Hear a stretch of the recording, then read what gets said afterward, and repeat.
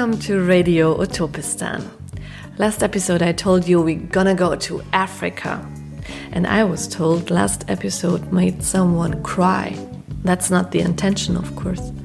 But I'm happy if it moves you, if it resonates. So, Africa. We're gonna go to Congo to be precise. The Democratic Republic of Congo. I have quite some question marks as to why it's called Democratic Republic of Congo. So today we're talking to a lady who is fighting for real democracy in Congo. Not just on paper or in its name, but on the ground, in the streets, on social media and in its prison cells.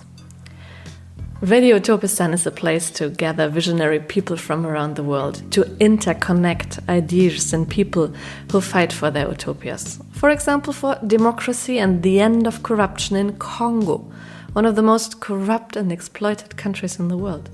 It's not about blueprints of how to organize societies or how to organize your fridge or our forests.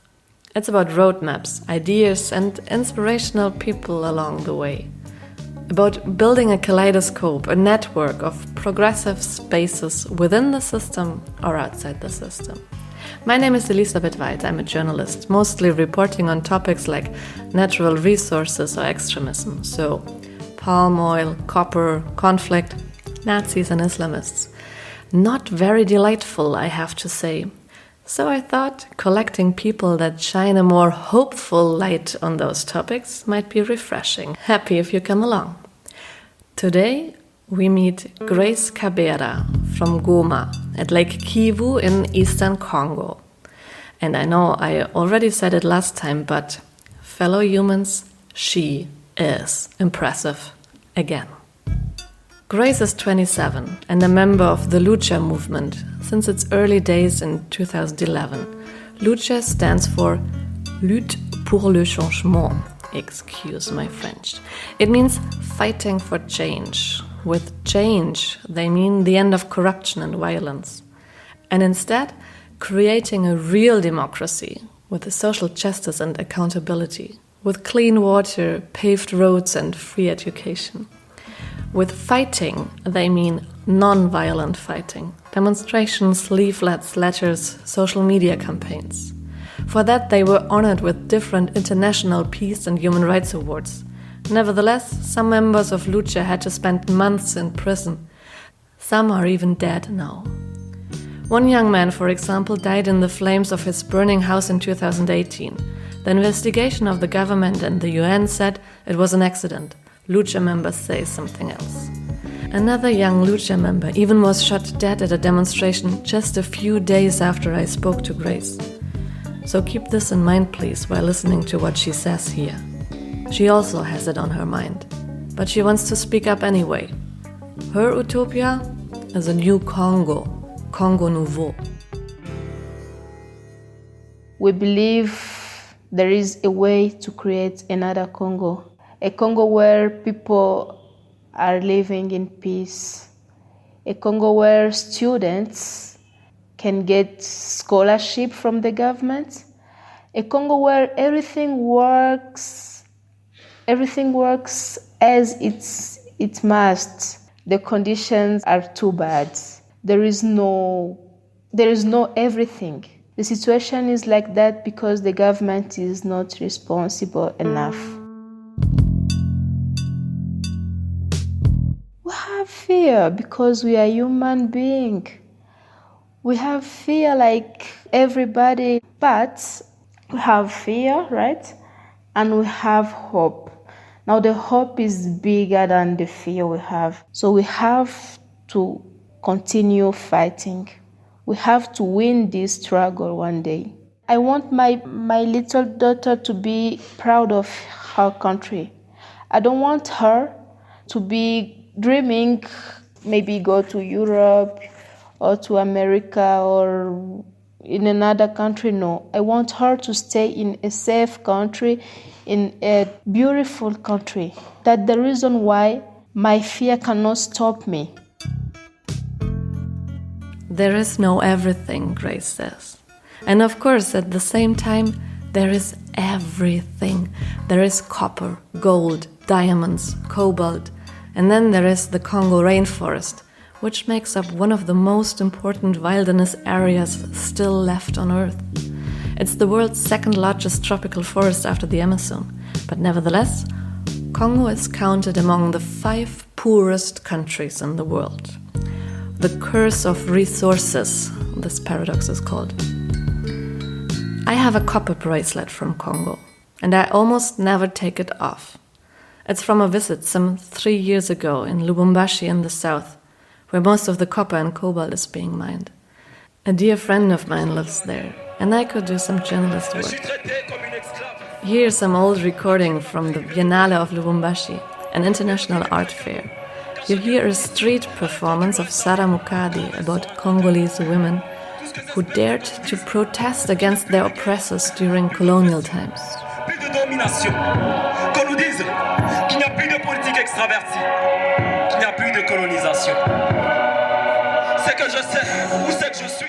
This visit really touched me, even though it was just a glimpse into this tragic yet beautiful, witty and life-loving culture. And its unacknowledged history of being exploited. Around 10 million Congolese people were killed or died of exhaustion under the regime of the Belgian King Leopold II around 1900. Europe needed rubber and ivory. In Belgium, there still are statues of Leopold II. They are vandalized now in Black Lives Matter protests. Then in the Congo Wars of the 90s, when different militias were fighting for freedom, gold and diamonds, another 5.6 million people were killed. Today, there are about 4 million refugees within the country. We are not asking for charity anymore because that didn't work here. We are not asking for food anymore. We are not asking for money anymore, but we are asking for solidarity in what we are doing. Some of the NGOs help, some, but there are not many. Others, I think they are here like tourists. And that hurts us so much. Since my visit in Lubumbashi, I always wanted to talk to somebody from the LUCHA movement. Where is all their hope and energy coming from to fight for change, for democracy in a place like this? It seems to be such a huge task and at the same time such a big risk.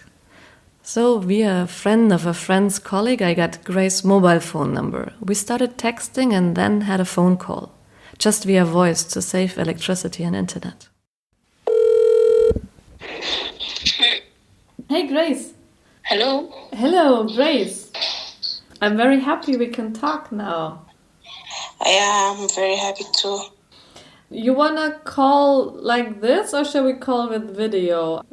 Actually, it won't be possible to talk via video because I don't have electricity. So I'll make it quick so your electricity is not getting wasted too much, okay? Okay. Where are you right now so that we can imagine and picture you sitting somewhere? Where are you? Goma. I live in Goma. Mm-hmm. I'm married and I have one baby. So I'm home at this time. You have a baby? Yeah, I have a little girl. She's 7 months. Oh, how sweet. What's her name? Oh, thank you. She's called Iragi. It means grace, but in her mother tongues, Kihavu, from Idri, Iceland. My husband is from Idri, Kivu Lake, so they talk a language called Kihavu, and in that language, grace means Iragi. Okay, now I understand. Nice. So let's talk about LUCHA. What is LUCHA fighting for exactly, and what's your role in that? Okay, LUCHA is a citizen movement, social movement. We are fighting for human dignity and social justice. That is the main idea. But we are, our country has got many, many problems. So we are trying to fight for many things at the same time. So me, I am involved in the communication sales. It's all about social media, websites. Mm-hmm. And what exactly do you mean with social justice and freedom? And those are so huge words. And Congo is such a broken country. How can you fight for those things? What do you do? What do we do? Okay. We just want to get what is our rights. You see? We don't ask for many things. We don't ask for money or big deals, but we just want the right to be respected by the authorities. And we train the population to be conscient. What we can receive from the government, what they are supposed to give us, and we want to be respected by the authorities. How can I say it? We need human dignity, you see. Yeah, of course. Yeah, and that is our fight since we began till now. The first demonstration here in Goma, where the movement started, it was all about asking for water. Can you imagine a population living near a big lake but missing water? And that was crazy for us. When we saw that, we said, this is not normal, this is not possible. We have to get water. And we started asking for water. We started a campaign called Goma veut de l'eau. Goma veut de l'eau, Goma needs water. And that campaign wants how can I say? We won it, actually. We won it because now in this town, because I live in Goma, the most of population has now water in their areas. And the cholera epidemic is just disappearing because it was caused by the missing of water, you see. So those are kind of actions we do. Those are kind of demonstrations we organize here in Goma, in DRC in general. So if there is a problem, a social problem, the LUCHA try to find a solution by demonstrating, by writing. We are a non-violent movement. We cannot fight with guns. We cannot fight with military, but we are trying to do the non-violent demonstrations. Yeah. But anyway, there were people arrested already in the first demonstrations when you were fighting for water, right? They were the first people that were put in prison from LUCHA. Yeah. And now how many people are in prison now from LUCHA? Just one. Yeah, one person here in Goma. But he's not from Goma. He's from Rutshuru. I don't know if you know Rutshuru. It's in another territory. Yeah, he's from LUCHA, and maybe he's in prison one month now. For 1 month, yeah. There is a conflict there in Rutshuru between the population and a businessman from Belgium called Demerod. Demerod works in the Virunga Park. I looked up this conflict. It's complicated. I'll try to make it as short and clear as possible. Emmanuel Demerod is an internationally renowned Belgian conservationist. The New York Times writes, He is the director of the Virunga National Park, a World Heritage Site that employs about 700 armed park rangers to protect nature. For years, there have been deadly attacks against the rangers. Just recently, in late April, 12 rangers have been killed in an ambush. A research project by German newspaper Die Tageszeitung Taz about money, weapons and park rangers says there are a lot of resentments against the rangers of Virunga Park. The local population accuses them of illegally burning down their houses, for example. The rangers become more and more armed and equipped, also financed by European money. This research project shows. And then, on top of this, there is a conflict about hydroelectric power plants around the park and Demerod. I found an interesting analysis on this. It's called Electrifying the Green Peace? It's from Ghent University and the Danish Institute for International Studies, Copenhagen. It shows, quotation, how electrification contributes to the expansion of a form of capitalism that prioritizes big businessmen over small farmers and amplifies social inequalities in Congo. There is not much electricity in Congo, though. And if you have it, power cuts are something you get used to. The World Bank says just about 20% of Congo's population has electricity. And Demerod says, he told the New York Times, he sees economic development as the only way of overcoming conflict. And then it's another additional question if hydroelectric power plants that flood vast areas of carbon-shrinking rainforest are a good idea to produce electricity. But we really need to go back to Grace now. I put everything in the show notes. If you want to know more, you can look it up. So the population is not okay with that. And LUCHA from that area is trying to stop Demerod.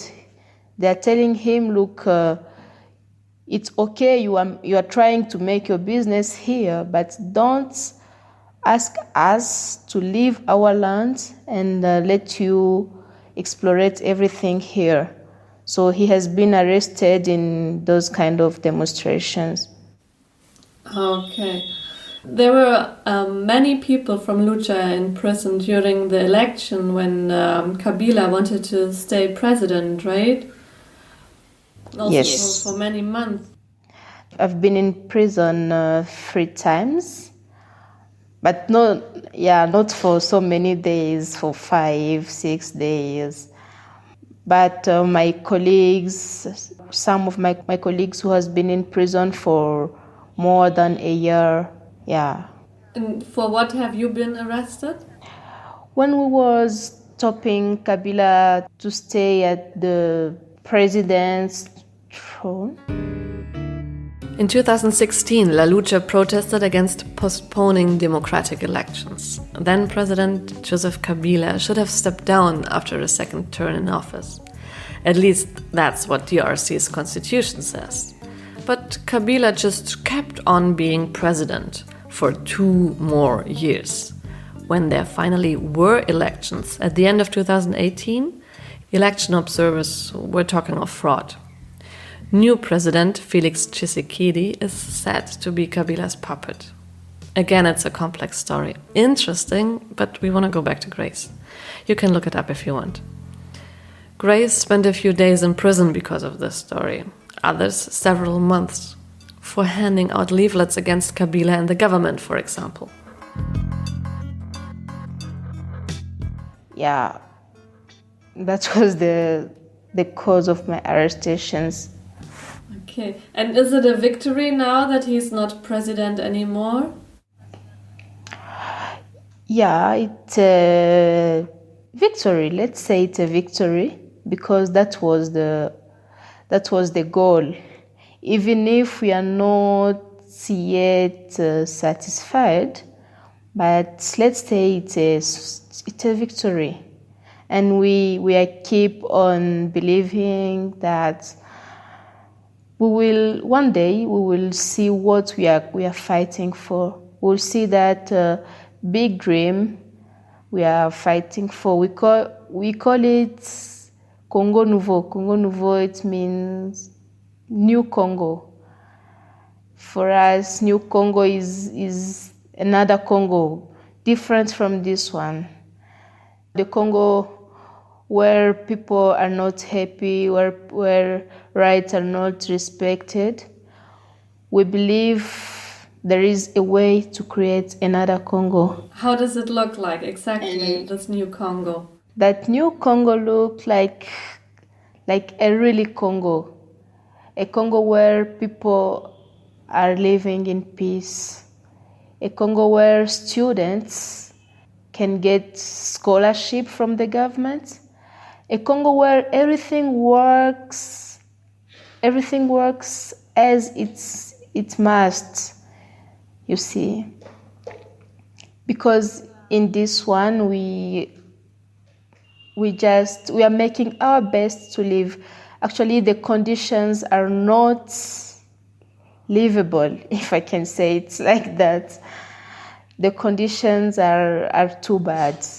There is no everything. Some people are very, very rich and others are very, very poor. And we say that the situation is like that because the government is not responsible enough. And we want them to be responsible. We want them to be governments, to be the responsible governments they have to be. Yeah. But it's very brave to say this out loud in a country like Congo. And you've seen your colleagues were in prison for many months. You've been in prison for a few days. Some were even killed. How do you deal with that fear? And now you even have a daughter. How can you deal with that fear? Or don't you have fear? No, I cannot imagine. We have fear because we are human beings. We have fear like everybody, like maybe more than some of you see. But the fear we have is not, how can I say it? We have fear, right? And we have hope. Now the hope is bigger than the fear we have. We have hope that this country, one day, this country will be what we want it to be. And for my case, for example, now I'm a mother. I have a kid. And I want my little daughter to be proud of her country. I don't want her to be dreaming, go to Europe or to America or in another country. No, I want her to stay in a safe country, in a beautiful country. That's the reason why my fear cannot stop me. I'm fighting not only for me now, but for me and my kids. For me, for my husband, for my family. And that encourages me and my colleagues every day. Because we say, okay, what we are doing is not only for us. Now it becomes for all the people around us. So we have to continue fighting. We have to win this struggle one day. We have the fear, but the hope we have is bigger than that fear. Yeah, but it seems like such a huge task. I mean, Congo is one of the most corrupt places in the world. There's the war, there are all those diseases and refugees, and it seems like if you turn one stone around, like you were fighting for water, and then you see all the corruption that's behind it and everything. How can you keep the energy of this? Wouldn't it be sometimes just easier to enjoy the little freedom you have? I mean, I've met people from Congo that say, yeah, they just go out dancing at night, they enjoy their fufu or the music and stuff, and just don't want to deal with this huge, it's bigger than any human person, this huge task of the corruption and everything happening. How can you get that energy? The energy comes with the small victories we get from this struggle. For now, it is impossible for us to stay doing nothing against corruption, for example, against war, against injustice and all those things. It is impossible to stay doing nothing. We have time to enjoy with, like all Congolese, we can party, we can travel, we can enjoy, okay? But the difference between us and those who enjoy only is that we enjoy by knowing that we have another responsibility, we have another responsibility, which is to change the country, which is to contribute by changing the country. And that energy comes from the small victory we have since we started struggling. And do you get angry with the people who do not want to fight? No, I cannot say that we get angry.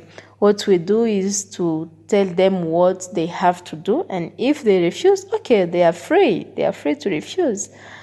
But we make our best to encourage everybody to contribute in this struggle, because we believe that not everybody can come with us demonstrating in the streets and do what we do, but everybody is able to contribute in his way, in his own way. For example, if you are in your office and you decide to not participating in corruption, for example, for us that is enough. For us, you are doing what you have to do. If every Congolese decides to stop participating in corruption will end in this country. Yeah. I read that you are studying psychology. Is that correct? Yeah. I'm not studying. I studied. You're done. You're already working as a. I'm done. Yeah. I'm not working as a psychologist because, here psychology is another thing. People don't believe much in that. So now I work with my husband. We have a company, and I work there as a project manager. A communication company. We offer communication services. Psychology seems that it could be very important for Congo, right? Yeah, it's very, very important. Okay, if I get an opportunity, I can do it as a volunteer, maybe to encourage people to listen to war victims. I can do it like a volunteer, but not for making money for now. Yeah, but with this war, with this endless war, with millions of people killed and other millions of people being refugees, there must be so much trauma in Congo, no? Yeah, sure. And why do people not believe in psychology then? Okay, there is maybe another conception here. It is not like you in Europe. If, for example, if you have a problem, you have a trauma, what you think is to go and talk to a psychologist. But here it's just different. People believe much in pastors than in psychologists. Yeah, people think that everything can be solved by praying, God will solve the problems. Mm-hmm. And what do you, as a psychologist, say? How can a country with so much trauma heal when so many people need healing? Mm-hmm. Actually, people need to be, how can I say, most of us, maybe even me,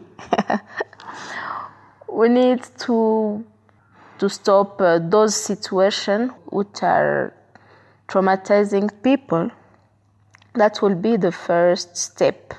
If war stop, if war, killing, if those things stop now, that can be the first step of healing.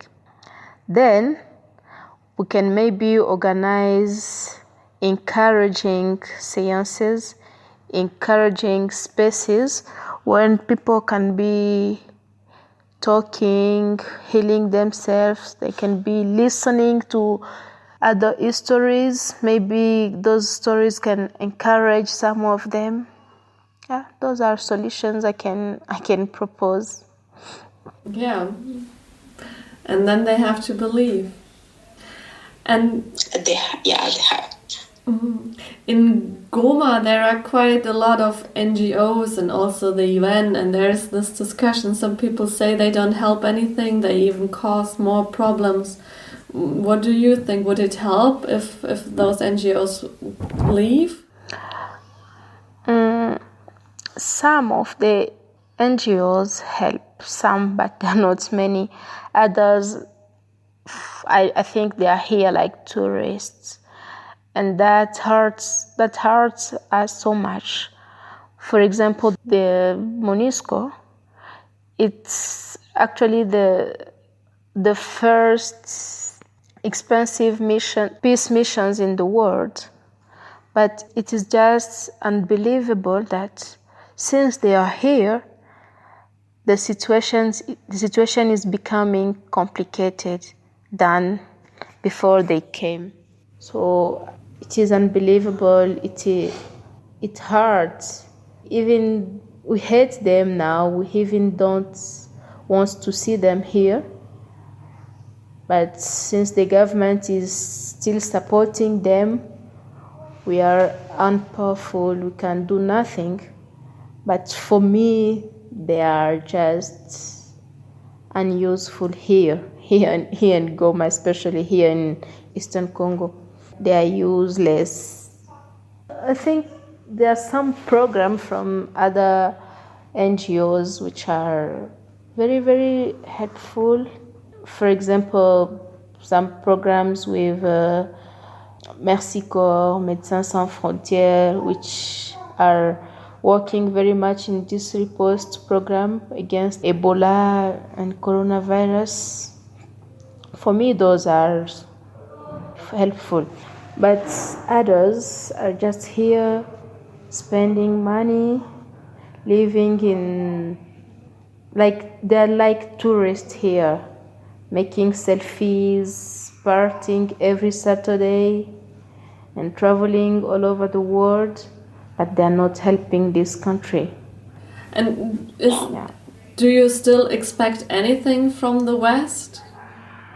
Yeah, can say we still expect something from them. I don't know exactly what. But any support which can raise the country, any support which can help the population, yeah, we expect it. We need it. Yeah. But NGOs are not helping, the UN is not helping, the companies who are extracting the natural resources, the minerals and everything is not helping. So what can you expect from the West? I expect much from the governments than from the NGOs, because the NGOs, if the government is serious, the NGOs can also be serious. So I just want my government to be responsible, to do what they have to do for the country and for the population. Those NGOs will not have another choice than to be serious. They will if the government is serious. Yeah. Okay. And what is LUCHA doing right now these days? Are there any actions or demonstrations? Actually, now we are making sensibilization to the population on how they can keep safe from the coronavirus these days, since the pandemic started.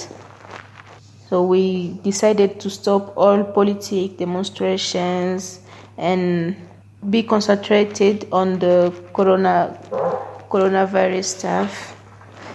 So you tell people that they shall not meet each other, that they shall wash their hands, and all the rules that you have. What are you expecting? What will coronavirus do with Congo? We are praying. We are begging God for the virus to not be in Congo as it is in Europe, France, Italy, Spain, New York, because here the health system is very, very poor. If the virus get here as it is there, people will die uncountable, uncountable number. They will die. So what we are doing, we are making our best to inform people on how they can stop the virus, because here it's impossible to ask people to stay home. That is very, very impossible. People cannot stay home totally as you are staying home there, because many of us are very, very poor. They have to go and make small jobs to get at least what they can eat. So we cannot ask them to stay home, but we ask them to wash their hands and to be very, very careful. To ask them to make sure they are protecting themselves, their families. And we are praying God to stop that virus. So what are you doing? Are you going from house to house and talk to the people, or what exactly are you doing? Yeah, we are going from house to house. We are getting in the markets and the common transports, and public spaces. Okay. I hear your little girl in the background, and also I don't want to take away all your electricity. Is there anything that's very important to you to get people understand what you are fighting for and how to support you, maybe even? We need people to show us some solidarity. We are not asking for charity anymore, because that didn't work here. We are not asking for food anymore. We are not asking for money anymore, but we are asking for solidarity in what we are doing. For example, if you see on internet a post from LUCHA, please share, please retweet, please make sure the whole world see what is going on over here. We would like the whole world to be interested in what we are fighting for, in what we are struggling for, and that will encourage us. That can give us more energy. Yeah. Okay, Grace, thank you so much. I don't want to take away more of your time. It was very nice talking to you. Thank you, Elizabeth. Oh, thank you so much. Please be safe from the coronavirus. Yeah. Bye-bye. Then, just a few days after this conversation, on the 21st of May, LUCHA member Freddy Kambale was shot by Congo police. You can hardly find any information on what exactly happened, but AFP writes, an activist was shot and killed by police on Thursday during a rally in a strife-torn region of Eastern Democratic Republic of Congo, a campaign group has said.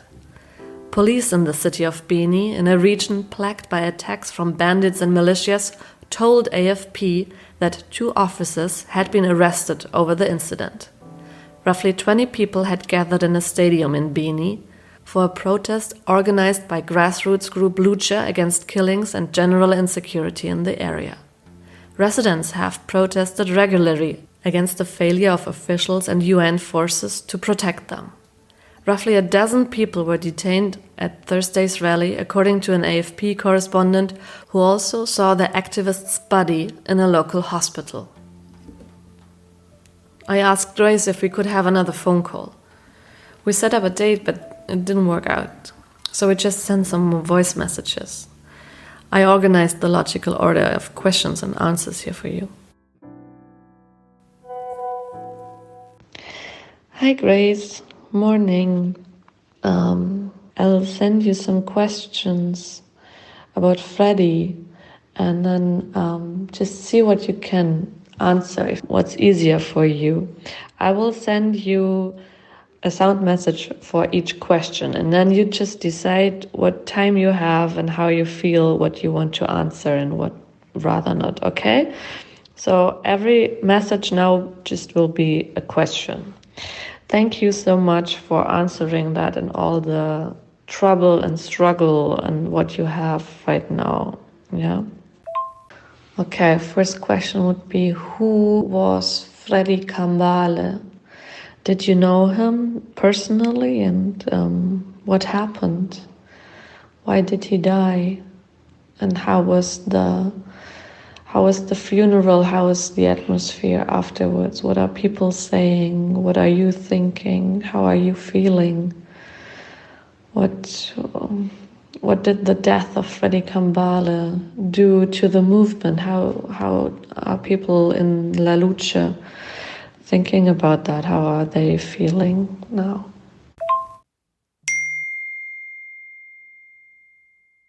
Freddy was one of our most active member in the section of Beni. He was too young. He was 20 years old only. Beni is in the east of the DRC, where there has been a massacre since 6 years now. Unidentified rebels are killing people and burning villages. So Freddy died claiming peace for his city. It should be noted that he was shot and killed by a police officer. His death saddens us very, very much. We are very sad, but we have the duty to seek justice for him. So we are more than determined to continue, and especially to obtain what he gave his life for, to obtain the peace in Beni. That is what I can say about Freddy. I didn't know him personally, but LUCHA is a very big family. We are more than 1,000 in the whole country. So for me, he's a brother, even if I didn't know him personally, but it might be maybe someone I knew. So I have the same feeling as if it was someone I knew personally. Yeah.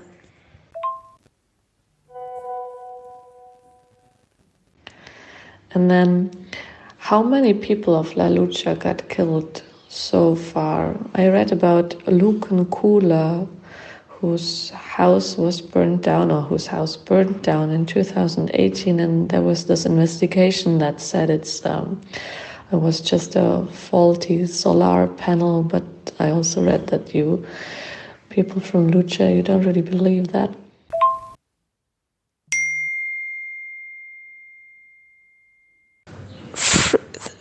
Three people of LUCHA has been killed since we started protesting. The first was Lutte. I will send you we write it. Lutte. He was one of the pioneers of LUCHA. I had the honor of having him as my trainer and my mentor. So it was a big loss for me. He was killed. He has been burned in his home 2 years ago now. Yeah. we keep asking for justice for that thief.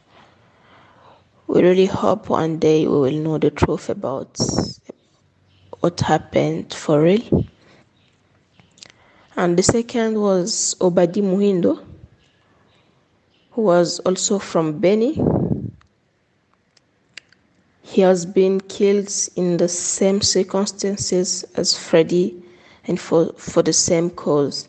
So in total, we lost 3 activists since we began. And then also you said last time that there are small victories of La Lucha and the work that La Lucha did. There are victories about this, like the water in Goma, that you have drinking water there now and not so many diseases like cholera no more. What other victories do you have? What are the victories of La Lucha?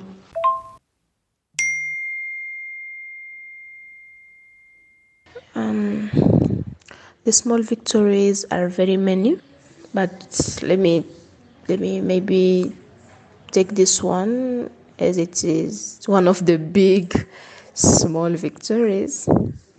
It is the way we, as with the population, we could prevent the former President Kabera from running for a third mandate. Certainly, the political situation is still far from what we are fighting for, from the ideal, but at least we have been able to prevent this serious violation of the Constitution. So we are proud of that. Yeah.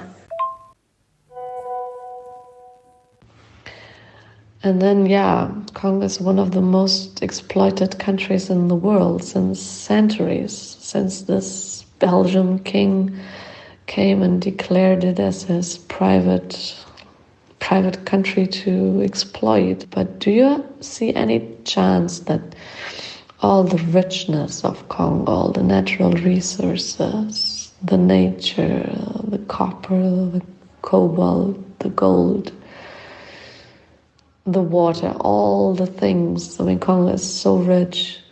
Do you think it can be turned into something where Congo is really benefiting from? And if yes, how could that work?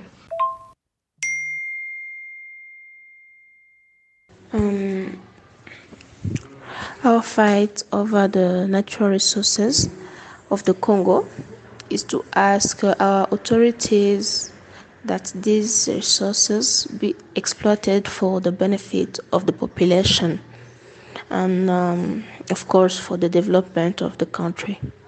If they can find investors who can exploit these resources for the interest of the Congolese, that will be great. That is what I can say about the natural resources of the country in short. Yeah.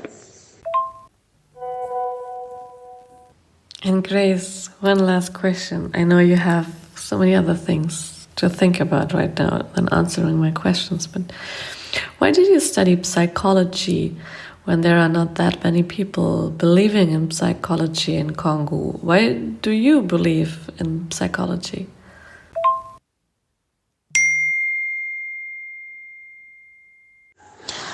I took a particular interest in psychology because, having grown up in the context of my country, I recognize that people need mental support after everything they have been going through. So I hope one day I'll be able to raise awareness of the population on the importance of the mental care. Yeah.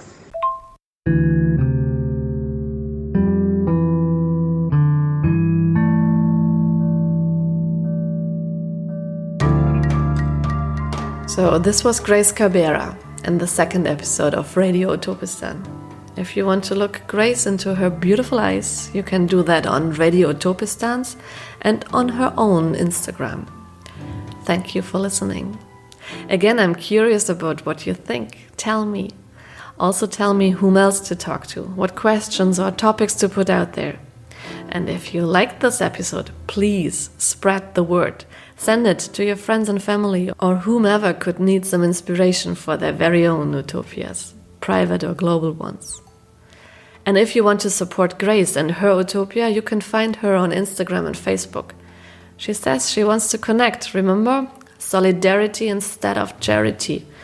I will put her accounts in the show notes. And also again, Robert Pilgrim's website. He did the music. And Christina Anas, she did the illustration for Radio Utopistan and this time also the proofreading. Thank you. The fact-checking was done by me, myself and I. That's not enough people, I know. I will find a solution till the next episode. But I already found an intern. Tell you more about her next time. Radio Utopistan will be telling you more stories in about 2 weeks or 10 days. I think we're gonna go to Gaza. Tune in and you'll find out. I leave you with a recording from the Lubumbashi Biennale 2017. Polish visual artist Anna Saratny and Congolese musician Livingston are singing about freedom. It was a spontaneous outburst in the entrance hall of an exhibition. Enjoy. Bye-bye. Lascia che io pianga mia cruda sorti e chi sospiri la libertà. Freedom, the people want to freedom. Everybody, people want to freedom Congo. People want to a freedom. The time the people are waiting for you to come to a people. You cry every day. People die. People no job. People no water. People cry. Want to people. Want to. People freedom.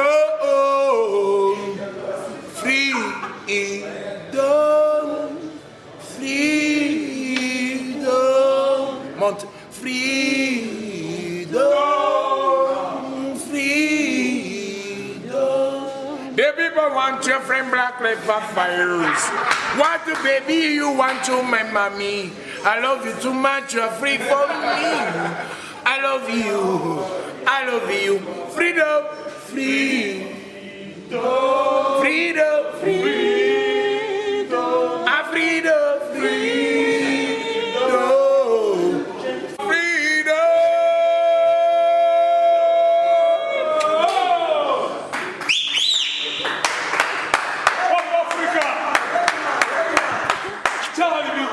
C'est ma femme préférée.